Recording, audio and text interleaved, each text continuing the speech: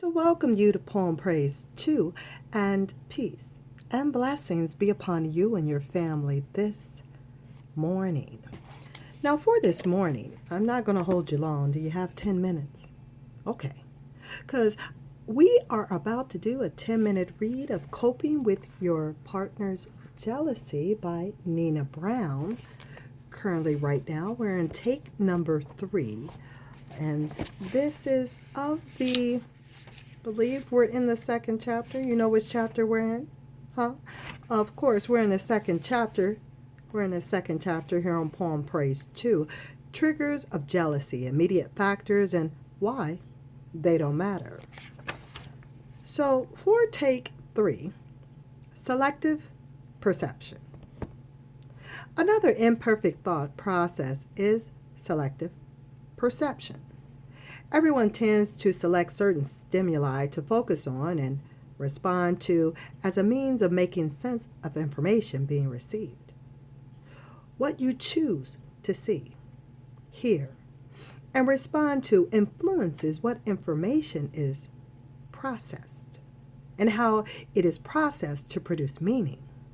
For example, have you ever responded to a person and then realized that you did not hear or had screened out an important part of that person's message?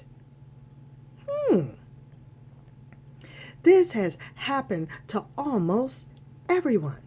Selective perception can result when you are distracted, daydreaming, emotionally intense, dealing with competing events, people's movies, and people's motives. Excuse me on that word, and so on, ill or not feeling well, upset about something that is unrelated to the present, in touch with your insecure feelings, searching for or alert to hints of blame or criticism, yearning to have a need fulfilled, such as a need for approval, affection, or acceptance. Self-reflection. Do many of these fit me? Do many of these seem to fit my partner? Most of these internal reasons for selective perception are unintentional. That is, the person does not consciously decide to be selective because of her condition, such as being emotionally upset. Indeed, the person may not even realize that she is being selective.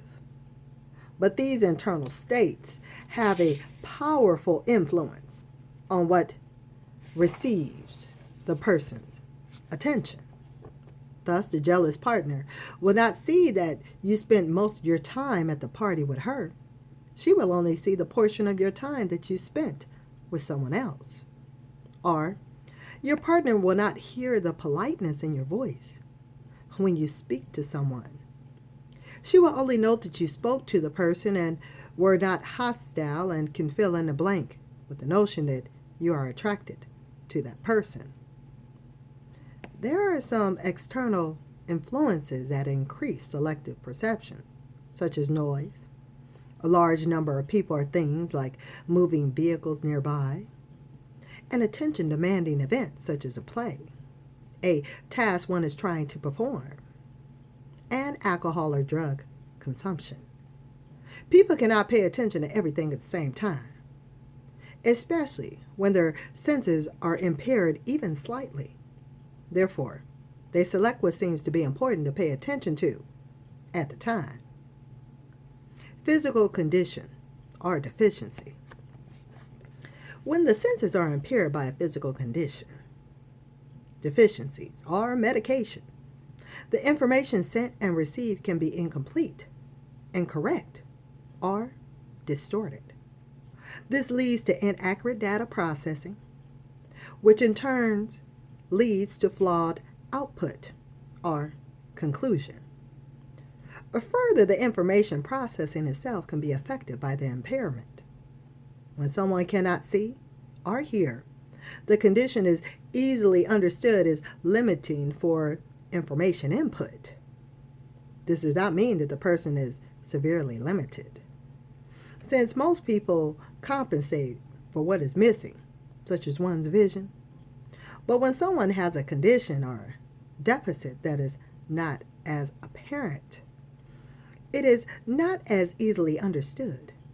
The person may not even be aware that she is impaired with regard to sensory input. It is impossible to describe all the physical conditions and deficits that can make a difference in our ability to take in and process sensory data. A few can serve as examples. A slight hearing loss that the affected person is unaware of, lack of sleep, or restless sleep for a period of time, interactions between some medications, side effects of medications, mixing medications with drugs or alcohol, some food or medication interactions, persistent pain, discomfort caused by a chronic condition, vertigo, dizziness, and the like, physical conditions that affect thinking. Impairment can lead to selective perception, distraction by personal concerns, and a flawed thinking process. If you have ever taken medication containing a narcotic for pain, then you have some idea of how your thinking can be impaired. You probably noticed that this medication made it hard to think, caused you to be sleepy, or made you so zonked out that you really didn't want to do much of anything. However, you probably realized what you were experiencing at the time. People with chronic conditions may be so accustomed to living with their physical problem that they and their companies are not aware of any impairment. These conditions and deficits do not have to produce impaired or distorted thinking. What is intended in this discussion is to make you aware of the potential for impaired thinking, where there are physical conditions or problems present, either permanent or temporary. And that does complete take number 3.